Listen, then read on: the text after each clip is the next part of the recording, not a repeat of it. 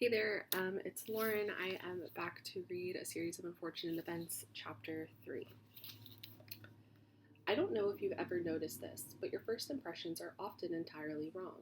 You can look at a painting for the first time, for example, and not like it at all, but after looking at it a little longer, you may find it very pleasing. The first time you try gorgonzola cheese, you may find it too strong, but when you are older, you may want to eat nothing but gorgonzola cheese. Klaus, when Sunny was born, did not like her at all. By the time she was 6 weeks old, the two of them were thick as thieves. Your initial opinion on just about anything may change over time. I wish I could tell you that the Baudelaire's first impressions of Count Olaf and his house were incorrect, as first impressions often are. But these impressions that Count Olaf was a horrible person and his house was a depressing pigsty were absolutely correct. During the first few days that the orphans' arrival at Count Olaf's, Violet, Klaus, and Sunny attempted to make themselves feel at home, but it was really no use. Even though Count Olaf's house was quite large, the three children were placed together in one filthy bedroom that had only one small bed in it. Violet and Klaus took turns sleeping in it so that every other night one of them was in the bed and the other was sleeping on the hard wooden floor, and the bed's mattress was so lumpy it was difficult to say who was more uncomfortable. To make a bed for Sunny, Violet removed the dusty curtains from the curtain rod that hung over the bedroom's one window and bunched them together to form a sort of cushion, just big enough for her sister. However, without curtains over the cracked glass, the sun streamed through the window every morning, so the children woke up early and sore each day.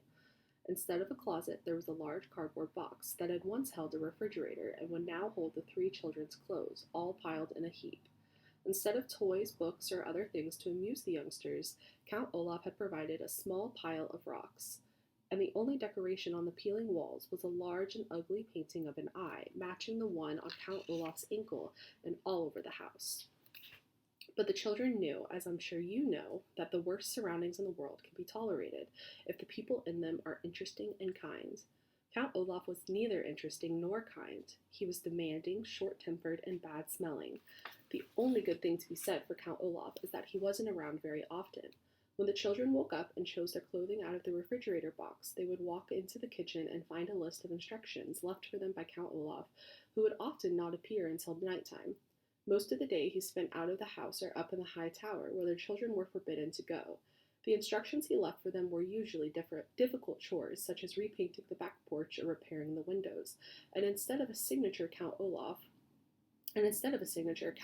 would draw an eye at the bottom of the note. One morning his note read, "My theater troupe will be coming for dinner before tonight's performance. Have dinner ready for all 10 of them by the time they arrive at 7 o'clock. Buy the food, prepare it, set the table, serve dinner, clean up afterwards, and stay out of our way." Below that there was the usual "I," and underneath the note was a small sum of money for the groceries. Violet and Klaus read the notes as they ate their breakfast, which was gray and lumpy and oatmeal Count Olaf left for them each morning in a large pot on the stove. They looked at each other in dismay. "None of us knows how to cook," Klaus said. "That's true," Violet said. "I know how to repair those windows and how to clean the chimney, but those sorts of things interest me. I don't know how to cook anything except toast." "And sometimes you burn the toast," Klaus said, and they smiled. They were both remembering a time when the two of them got up early to make a special breakfast for their parents. Violet had burned the toast, and their parents, smelling smoke, had run downstairs to see what the matter was. When they saw Violet and Klaus looking forlornly at pieces of pitch-black toast, they laughed and then made pancakes for the whole family. "I wish they were here," Violet said. She did not have to explain that she was talking about their parents. "They would never let us stay in this dreadful place. If they were here," Klaus said, his voice rising as he got more and more upset, "we would not be with Count Olaf in the first place. I hate it here, Violet. I hate this house. I hate our room. I hate having to do all these chores, and I hate Count Olaf." "I hate it too," Violet said, and Klaus looked at his older sister with relief.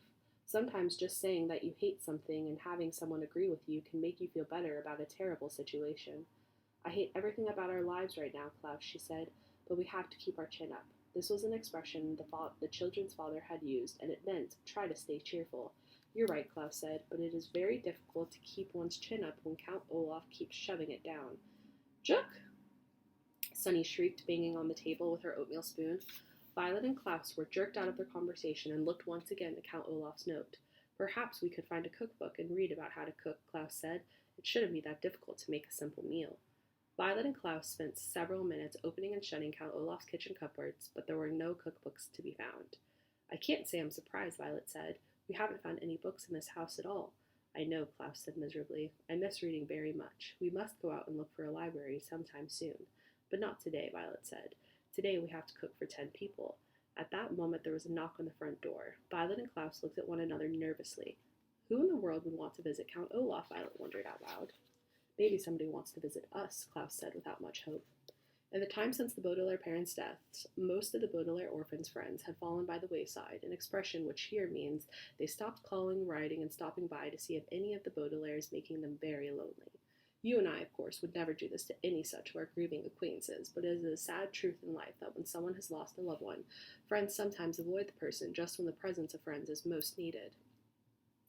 Violet and Klaus and Sunny walked slowly to the front door and peered through the peephole, which was in the shape of an eye. They were delighted to see Justice Strauss peering back at them and open the door. "Justice Strauss!" Violet cried. "How lovely to see you." She was about to add, "Do come in," but then she realized that Justice Strauss would probably not want to venture into a dirty and dim room. "Please forgive me for not stopping by sooner," Justice Strauss said, as the Baudelaire stood awkwardly in the doorway. "I wanted to see how you children were settling in, but I had a very difficult case in the High Court, and it was taking up much of my time." "What sort of case was it?" Klaus asked. Having been deprived of reading, he was hungry for new information. "I can't really discuss it," Justice Strauss said, "because it's official business, but I can tell you it concerns a poisonous plant and illegal use of someone's credit card." "Yika!" Sunny shrieked, which appeared to mean how interesting, although of course there is no way that Sunny could understand what was being said. Justice Strauss looked down at Sunny and laughed. "Yika indeed," she said, and reached down to pat the child on the head. Sunny took Justice Strauss' hand and bit it gently. "That means she likes you," Violet explained. "She bites very, very hard if she doesn't like you, or if you want to give her a bath." "I see," Justice Strauss said. "Now then, how are you children getting on? Is there anything you desire?" The children looked at one another, thinking of all the things they desired. Another bed, for example, a proper crib for Sunny, curtains for the window in their room, a closet instead of a cardboard box. But what they desired most of all, of course, was to not be associated with Count Olaf in any way whatsoever. When they desired most was to be with their parents again in their true home, but that, of course, was impossible. Violet, Klaus, and Sunny all looked down at the floor unhappily as they considered the question. Finally, Klaus spoke. "Could we perhaps borrow a cookbook?" he said. "Count Olaf has instructed us to make dinner for his theater troupe tonight, and we can't find a cookbook in the house." "Goodness," Justice Strauss said. "Cooking dinner for an entire theater troupe seems like a lot to ask of children." "Count Olaf gives us a lot of responsibility," Violet said. What she wanted to say was Count Olaf is an evil man, but she was well-mannered. "Well, why don't you come next door to my house," Justice Strauss said, "and find a cookbook that pleases you." The youngsters agreed and followed Justice Strauss out the door and over to her well-kept house. She led them through an elegant hallway smelling of flowers into an enormous room, and when they saw what was inside, they nearly fainted from delight. Klaus especially. The room was a library. Not a public library, but a private library. That is, a large collection of books belonging to Justice Strauss. There were shelves and shelves of them on every wall from floor to ceiling, and separate shelves and shelves of them in the middle of the room. The only place there weren't books was in one corner, where there were some large, comfortable-looking chairs, and a wooden table with lamps hanging over them, perfect for reading. Although it was not as big as their parents' library, it was as cozy, and the Baudelaire children were thrilled. "My word," Violet said, "this is a wonderful library." "Thank you very much," Justice Strauss said. "I've been collecting books for years, and I'm very proud of my collection. As long as you keep them in good condition, you are welcome to use any of my books at any time. Now, the cookbooks are over here on the eastern wall. Shall we have a look at them?" "Yes," Violet said. "And then, if you don't mind, I should love to look at any of your books concerning mechanical engineering. Inventing things is a great interest of mine. And I would like to look at books on wolves," Klaus said. "Recently I've been fascinated by the subject of wild animals of North America." "Book?" Sunny shrieked, which meant, "Please don't forget to pick out a picture book for me." Justice Strauss smiled. "It is a pleasure to see young people interested in books," she said, "but first I think we'd better find a good recipe. Don't you?" The children agreed, and for 30 minutes or so they pursued several cookbooks that Justice Strauss recommended. To tell you the truth, the three orphans were so excited to be out of Count Olaf's house and in this pleasant library that they were a little distracted and unable to concentrate on cooking.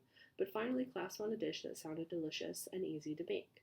"Listen to this," he said. "Puttanesca. It's an Italian sauce for pasta. All we need to do is saute olives, capers, anchovies, garlics, chopped parsley, and tomatoes together in a pot and prepare spaghetti to go with it."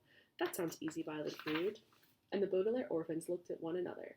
Perhaps, with a kind With the kind Justice Strauss and her library right next door, the children could prepare pleasant lives for themselves as easily as making puttanesca sauce for Count Olaf. And that's chapter 3.